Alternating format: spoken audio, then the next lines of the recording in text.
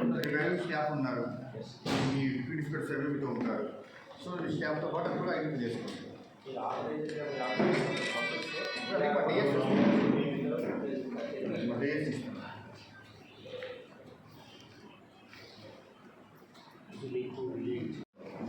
ఎంతవరకు మీకు ఇచ్చిన విశేష అధికారాలు వారికి కానీ తహసీల్దార్ గారు ఆఫీస్లో ఆర్టీఓ గారు, అదేవిధంగా కమిషనర్ గారు, సబ్ రిజిస్టర్ గారు, టీటీఓ గారు, ఇతర అధికారులతో గతంలోనే మేము ఒక సమాధానము, ఒక పరిష్కారం చూపించాల్సినటువంటి బాధ్యత మా మీద ఉంది. కాకపోతే మా అందరి మధ్యన ఒక సమన్వయం అనేది ఇప్పుడు టైం ఇబ్బంది పెట్టిన దానివల్ల సమన్వయం లేనటువంటి పరిస్థితుల్లో ఈరోజు ఈ కార్యక్రమం నిర్వహిస్తాం. అందులో భాగంగా ఈరోజు ఈ పరిష్కార వేదిక మీద నుంచి ప్రజలకు విజ్ఞప్తి చేస్తాము. ప్రజలందరికీ, కదిరి ప్రజలందరికీ కూడా నూతన సంవత్సర శుభాకాంక్షలు, అదేవిధంగా సంక్రాంతి శుభాకాంక్షలు. ఈ రోజున గతంలో ఏదైతే మీటింగ్ పెట్టున్నామో ప్రైవేటు లేఅవుట్స్, అన్ఆథరైజ్డ్ లేఅవుట్స్ కావచ్చు, అదేవిధంగా రిజిస్ట్రేషన్స్ ఆపేసినారని ఒక అపవాదం కావచ్చు. ఆపడం కూడా ఒక రంగం మంచిది, అప్పుడప్పుడు ఉపవాసాలు చేసి ఆరోగ్యానికి మంచిది. అదే రంగం దొంగ పనులు కూడా ఆగిపోతాయి. ఈరోజు ఎవరైనా బాధపడుతున్నారంటే దొంగ పనులు చేసేవారు బాధపడి ఉండొచ్చు. అమాయక ప్రజల్ని, సామాన్య ప్రజల్ని, పేదవాళ్ళని, మధ్యతరగతి వాళ్ళని నిజాయితీగా ఒక భూమి కొనుక్కొని ఇల్లు కట్టుకోవాలా అని ఆలోచన చేసేవాళ్ళని ఇబ్బంది పెట్టేటువంటి ఆలోచన ఈ కూటమి ప్రభుత్వానికి కావచ్చు, స్థానిక ఎమ్మెల్యేగా నాకు కావచ్చు, ఇక్కడ ఉన్నటువంటి అధికారులకు కావచ్చు ఏమాత్రం లేదనేది వాస్తవమైన ప్రజలకు తెలియజేస్తారు. ఇందాక ఆయన కూడా పూర్తి స్థాయిలో ఆర్డీఓ గారు కావచ్చు, కమిషనర్ గారు కావచ్చు మీకు తెలియజెప్పడం జరిగింది. దీంట్లో 3 రకాలైనటువంటి వాళ్ళు ఉంటారు. ఒకటి వ్యాపారస్తులు, రెండో వాళ్ళు దళారులు, మూడో వాడు వినియోగదారుడు, 4వ వాడు కూడా ఉన్నాడు. వీడే నిజమైన దొంగ. రాజకీయాలను, అధికారాన్ని అడ్డం పెట్టుకొని ప్రభుత్వ భూముల్ని కాజేసి పట్టాల వ్యాపారం చేసుకొని దొంగ పట్టాలు అమ్ముకుంటూ నిరంతరము రాజకీయ నాయకునిగా చలామణి కావాలా, లేదు తెల్లబట్టలు వేసుకొని పెద్ద నాయకుడిని నేను అందరూ బెదిరిపోవాలా, బెదరకపోతే మాకు పార్టీ ఉందని బెదిరించే వాళ్ళకు ఇది ఒక హెచ్చరిక. ఈ నియోజకవర్గంలో ఏ పార్టీ వాళ్ళని మేము వదలడం లేదు. తప్పు చేసినోడు, తప్పు చేయనోడు ఇద్దరే ఉంటున్నారు. తప్పు చేసినోడు ఊరు బయట ఉండాలా, లేదు జైల్లో ఉండాలి. తప్పు చేయనటువంటి వాడికి, జాగ్రత్తగా సమాజంలో బతకాలని కోరుకున్నటువంటి వాడికి, ఆరోగ్యకరమైనటువంటి ఆలోచన ఉన్నటువంటి వాడిని కాపాడవలసినటువంటి బాధ్యత ప్రభుత్వాల మీద, ప్రభుత్వ అధికారుల మీద, ప్రజాప్రతినిధుల మీద నిరంతరం ఉంటుంది. అందులో భాగంగానే మేము ఈ చర్యలు తీసుకుంటాం. గచ్చరిల్లిపోయింది అసలు వ్యవస్థలు అనేది. ఆ లాస్ట్ సామాన్య ప్రజలు ఏమని నమ్మిస్తున్నారంటే మేము చేసేదే వ్యాపారం, మేము చెప్పిందే రేటు, మేము అమ్మిందే భూమి. ఈ ధోరణి మంచిది కాదు.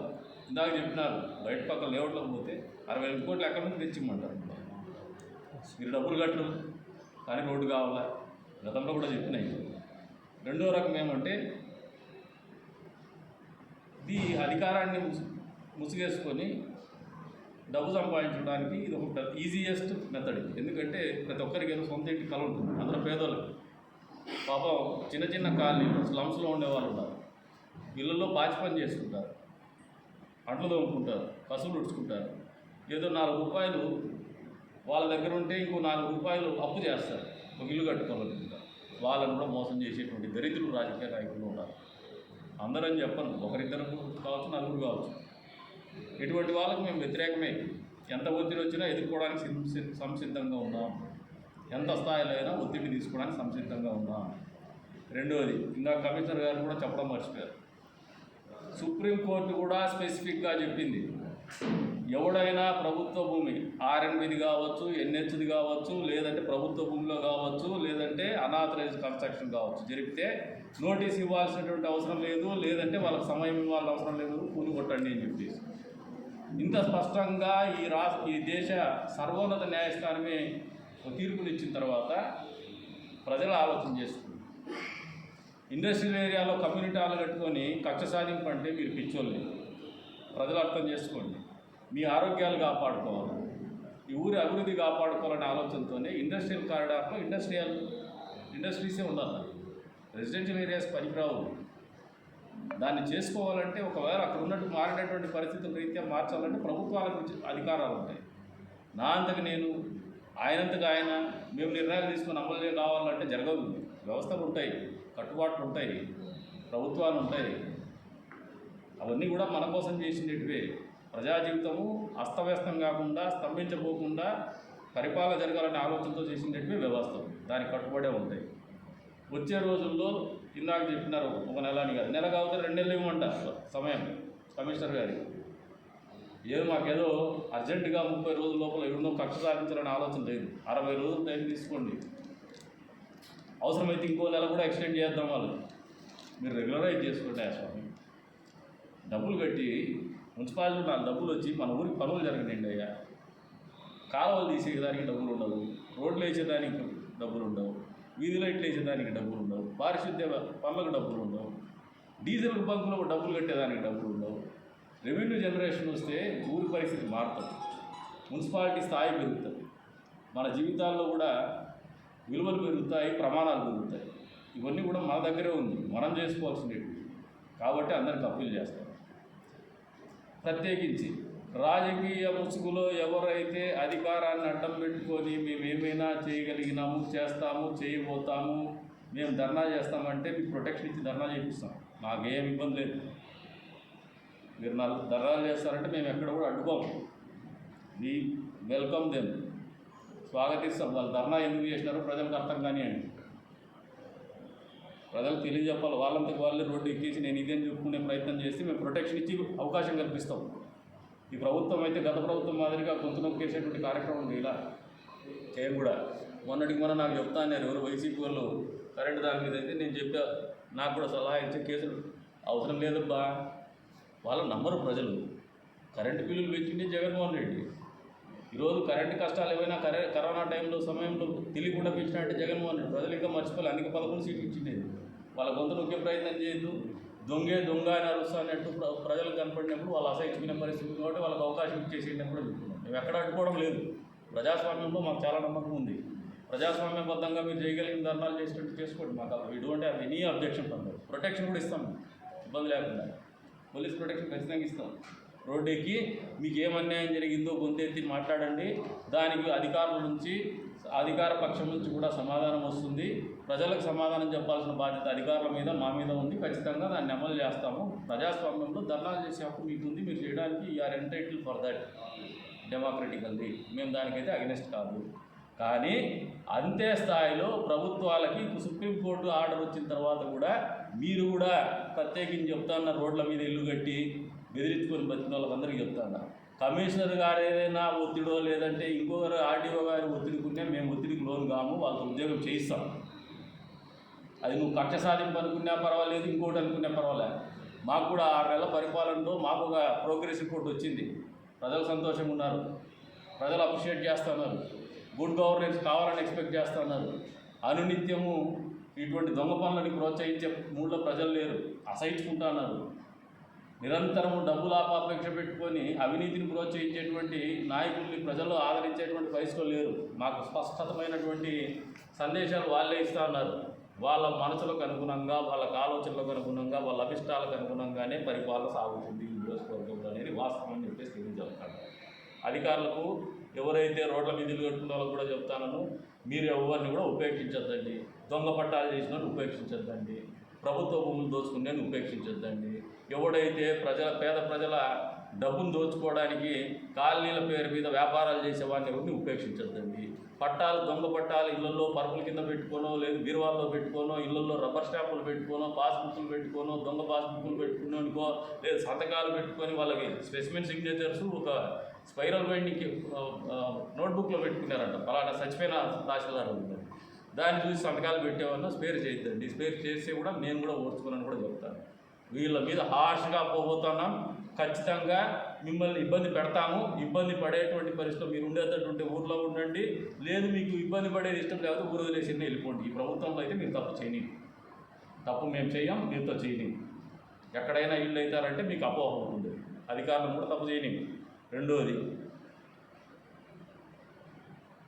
సామాన్య ప్రజలకు చెప్తాను, మీరు రెగ్యులరైజ్ చేసుకోండి.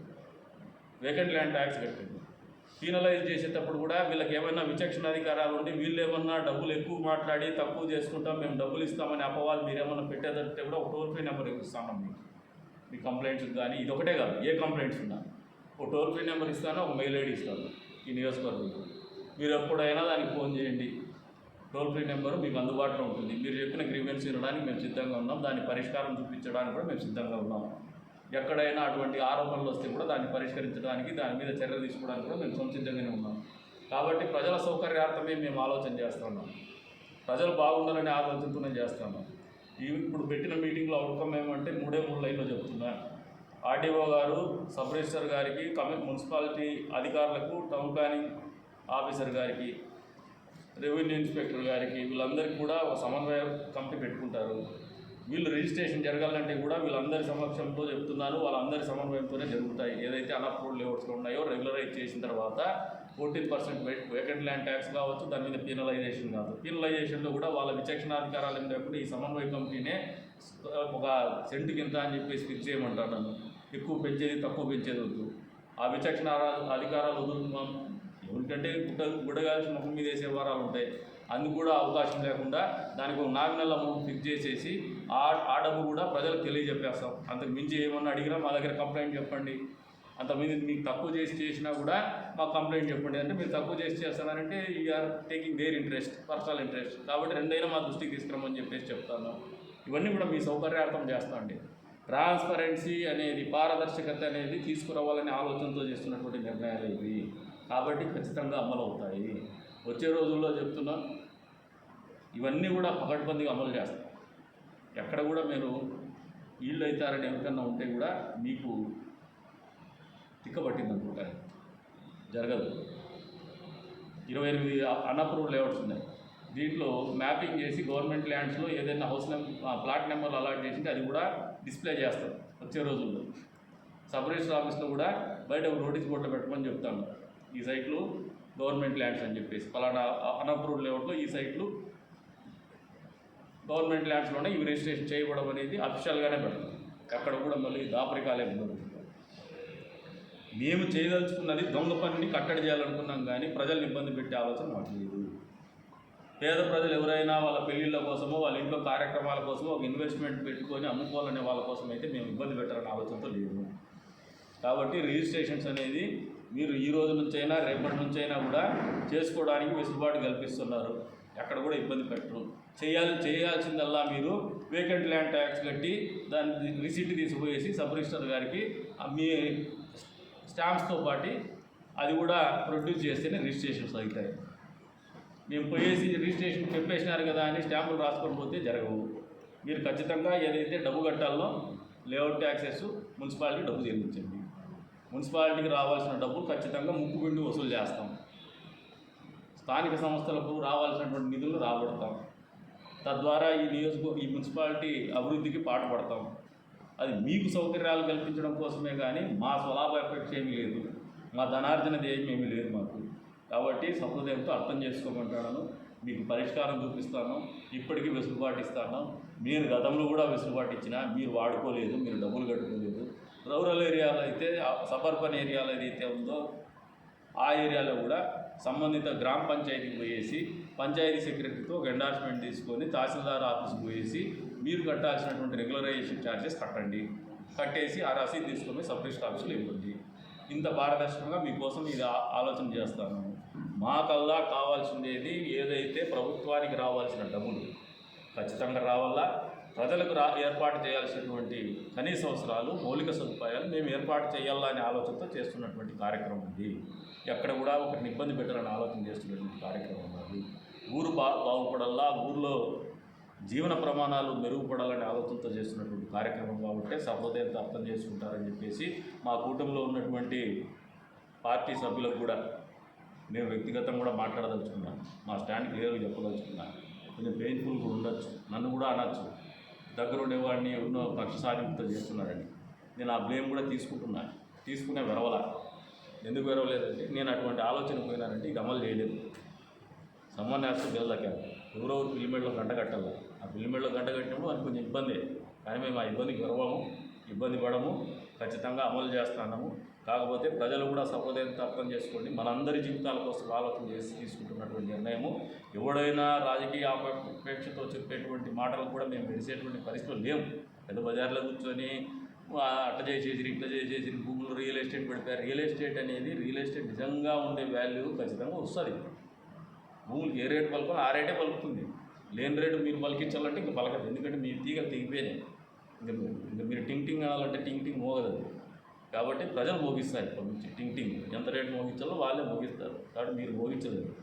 కాబట్టి మీరు అర్థం చేసుకొని మీ నోళ్ళకు కూడా మూతపడతాయి. వచ్చే రోజుల్లో వాస్తవ ధరలు ఏవైతే ఉన్నాయో ఆ ధరలే పలుకుతాయి. భూమి ధరలు కూడా మధ్యతరగతి వాళ్ళకు కూడా భూములు అందుబాటులోకి వస్తాయి. మధ్యతరగతి వాళ్ళు కూడా ఇల్లు కట్టుకోవాలా, మధ్యతరగతి వాళ్ళు కూడా హౌస్ సైట్ కొనాలా, దిగువ మధ్యతరగతి వాళ్ళు కూడా హౌస్ సైట్ మీద ₹2 డబ్బులు పెట్టాడు సురక్షితంగా వాని డబ్బులు వాడు కాపాడుకోవాలా.